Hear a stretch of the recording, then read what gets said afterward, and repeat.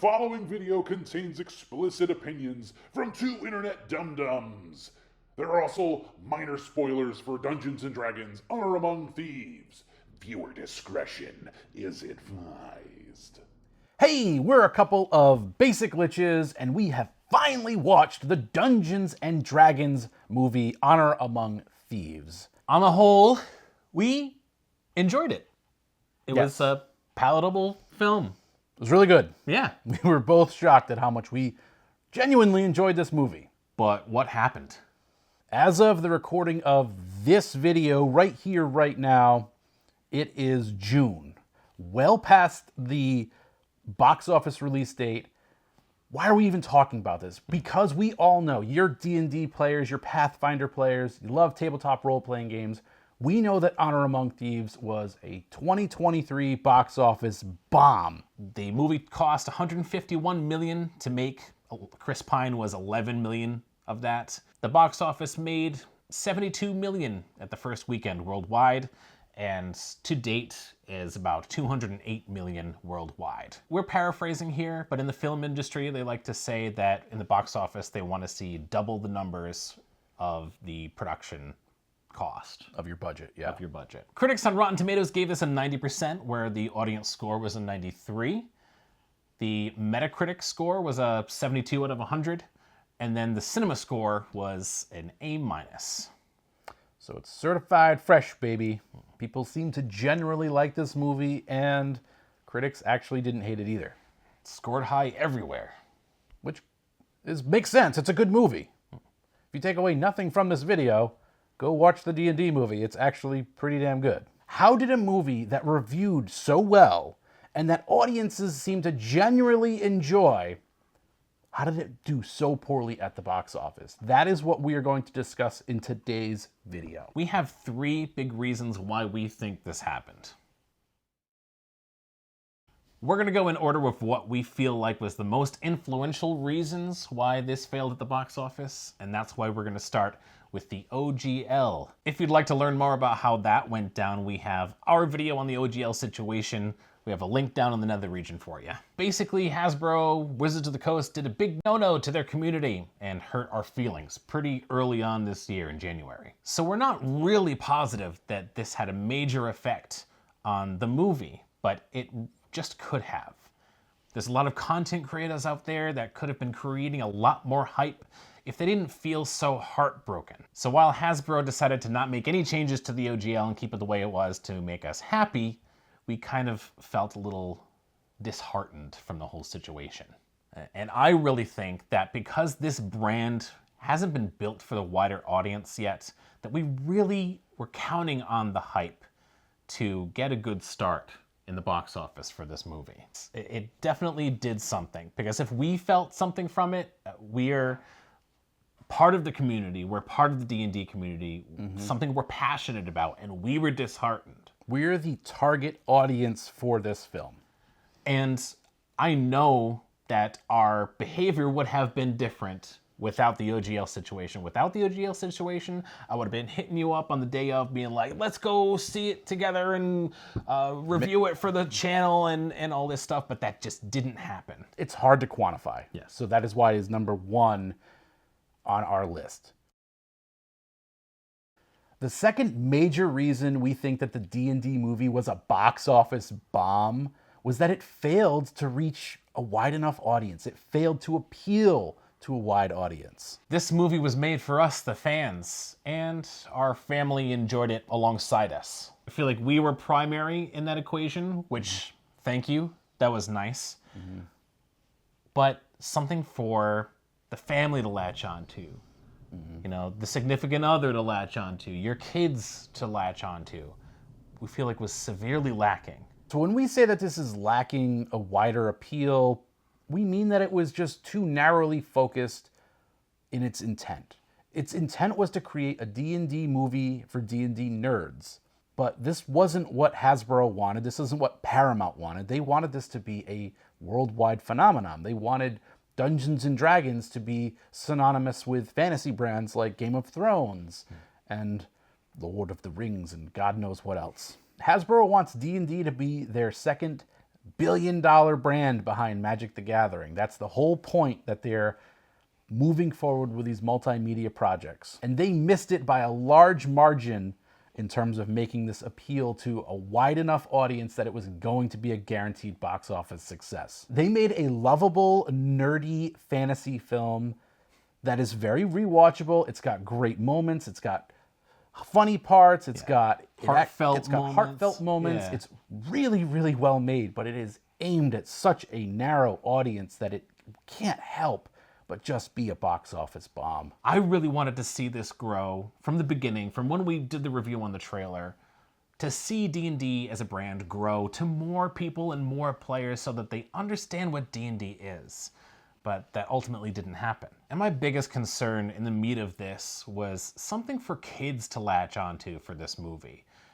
I don't doubt that there are some kids out there that saw this and were like, oh, cool, the dragon and the magic, and I loved it. I'm sure there are some kids out there that really loved this movie and connect with it. But I don't feel like there was enough. It wasn't pushing that envelope of having kids connect with it. There were slapstick moments, but they were few and far in between, throwing potatoes at each other and Chris Pine's face glitching out from the illusion.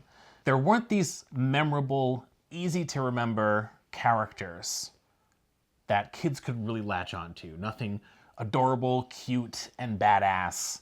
The names were really hard to remember. Edgin and Simon was the best name to remember. I just remember Simon. What was the druid's name? Doric. Doric. Okay. And then I want to say Hoda is the name of... Holga. It's almost like Helga. I just remember because it's like Helga from Hey Arnold, but it's Holga. Helga from Hey Arnold. Holga. I like Holga. Holga was a very awesome, strong character from the movie. Other than Holga, no one was really kicking ass, except for the paladin, who also had a horrible name to remember. Zelk, something with the X. Yep, don't know that. Zenk, yes. They all were really great characters, though. They were played great. They all had backstories, except for Doric. Yeah, I love that they dove into it like it was a D&D campaign. We're just watching it through the eyes of a player and DMs making calls. I think that was the big miss. Yes, you nailed it. It's like we were peering in on this wild and chaotic, a few sessions of someone's campaign that was meant for people that know about D&D. And I don't doubt that a bunch of you out there that love D&D took your kids to go see this and they loved it too. But when a trailer for like Guardians of the Galaxy comes on or a new Hulk movie, kids are like, I want to go see that. I personally don't believe that when the D&D trailer dropped that there were like a bunch of 7-year-olds that were like jazzed to go see that movie. Most of the young kids that were probably there were probably from like D&D families that the dad and mom play D&D with their son, or the two moms play with their daughter, whatever. Or just moviegoers, right? There's just the family that goes to the movies. Yes, that too. I think they made a big mistake by focusing on the Forgotten Realms and even making that like a major part of the story. They're like, oh, like this takes place here. Now you're traversing through the Forgotten Realms and The Sword Coast. You're seeing all these places in the Sword Coast, and isn't that great? And they're giving you these little bits of world building. It doesn't matter to anybody. Doesn't matter. They thought that the setting was the most important thing. The setting of the Forgotten Realms and badass characters in that setting was going to kick off a franchise or kick off the D&D movie brand. Wrong. I think that they should have made a Dungeons & Dragons movie about the Dungeons & Dragons game, where it was a blend of real world and maybe it was like young teens finding this magical copy of the Player's Handbook or the Dungeon Master's Guide, and it transports them into a fantasy world. It lends itself to be more of a family movie because you have these teenagers that find the D&D books and they get transported to Forgotten Realms, but now they're adults, but they're being played and their actions are that of teenagers. Sort of like what the Jumanji movie did. That would have had way more of an appeal, and it's about Dungeons and Dragons because so many people don't really know enough about D&D. And when I say people, I'm talking about the world. I'm talking about people that don't watch YouTube videos. They're not watching Basic Liches or D&D Shorts or Ginny D or XP to Level 3 or Dungeon Dudes or The Rules Lawyer or Nonat or any of those people, they really miss the point.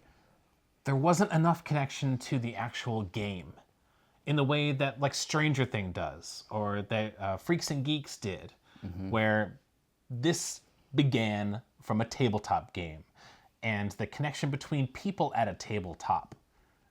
And I loved that the moral for this movie was about the importance of your found family, about the friends you make and the people you find and making connections. That was the main hit for this movie, and it just would have been even more impactful if we had a band of kids who also felt kind of disconnected from their families or from their lives, but found family within their small group of friends to play together and disappear into imaginary worlds and tales, and it fixes their real lives. It fixes their relationships in real life. Like that would have connected on a higher level with a broader community. Yeah, that emotional through line that you're talking about would have hit way harder. That brings us to our last, final reason why we think this movie flopped at the box office was because of the niche brand recognition that D&D provides, and also the timing of release of this movie. The timing of this movie was like that piece of bread and a Big Mac in between in the middle.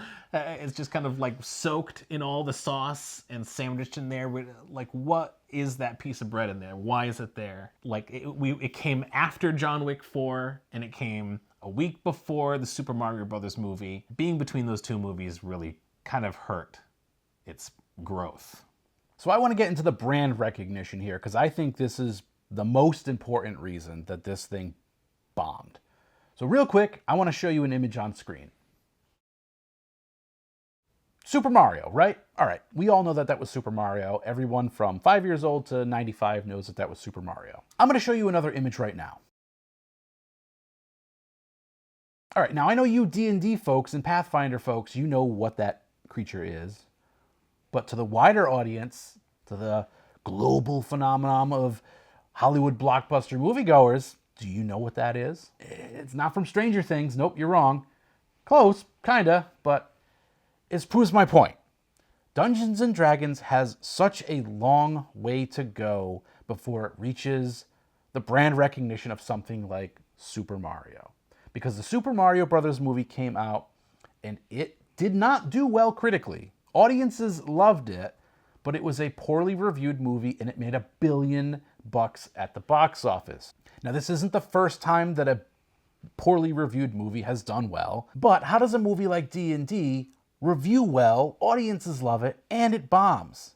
It's because nobody knows about Dungeons & Dragons. It's basically an unknown IP when it comes to Hollywood. As much as we love this game, it still struggles with mainstream popularity. When I tell people that I play D&D and I'm really into it, if they don't play it, they sort of look at me and I know that they're picturing two people that look like us, two beardo weirdos that are sitting in a basement, Some basic liches. rolling dice, and they think it's this nerdy thing that nobody does. Brand recognition matters. It can help a poorly reviewed movie go from mediocrity to billions of dollars. The Dungeons & Dragons movie was an uphill battle. This thing melted like a snowman in July when Super Mario came out.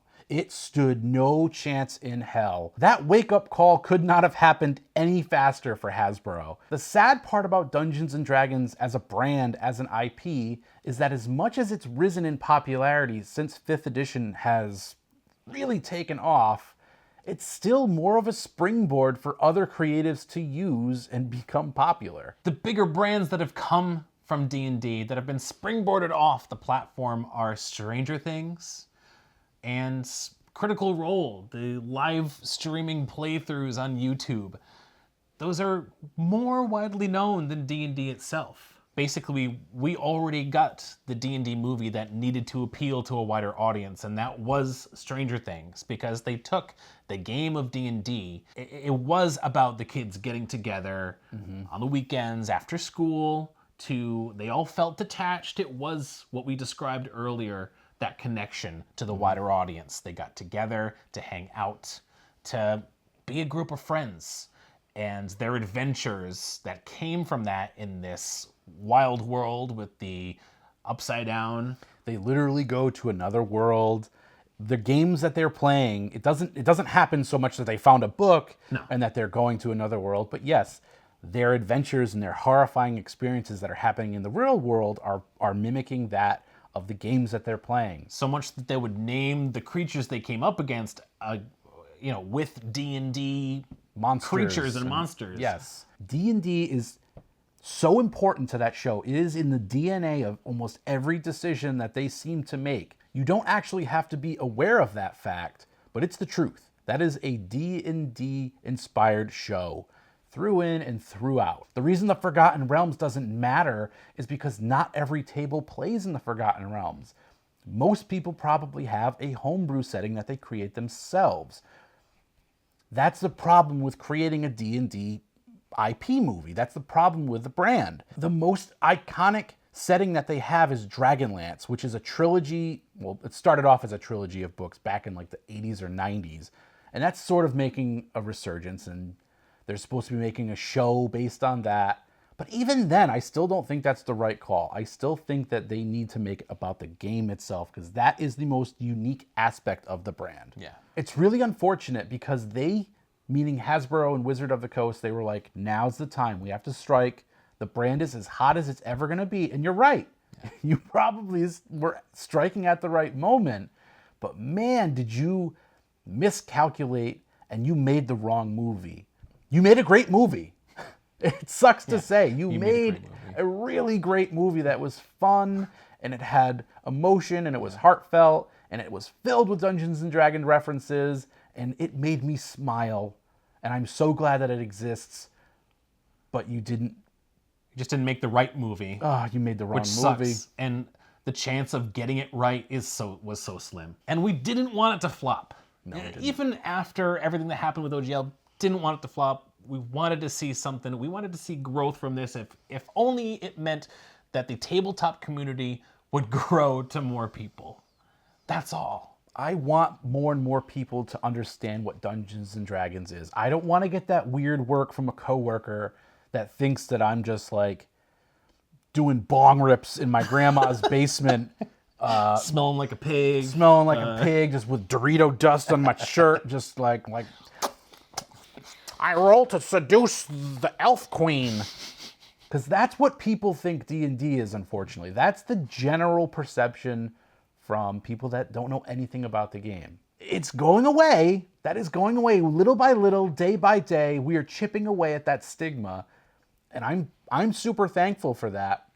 And I know more people that play D&D than ever before, and people that admit to playing D&D, but we have so much more to go. And I think this Dungeons and Dragons movie, it could have gone so far to help in just proving that this brand is viable and it can be a multimedia brand. Well, that's our shtick. Thank you so much, guys, for sticking around and watching. If you'd like to watch more of our stuff, we do content weekly. Subscribe to Basic Liches, Toll the Dead for notifications. Go ahead and drop a comment down below. Let us know why you thought the Dungeons and Dragons movie bombed, why it flopped. We want to hear your thoughts.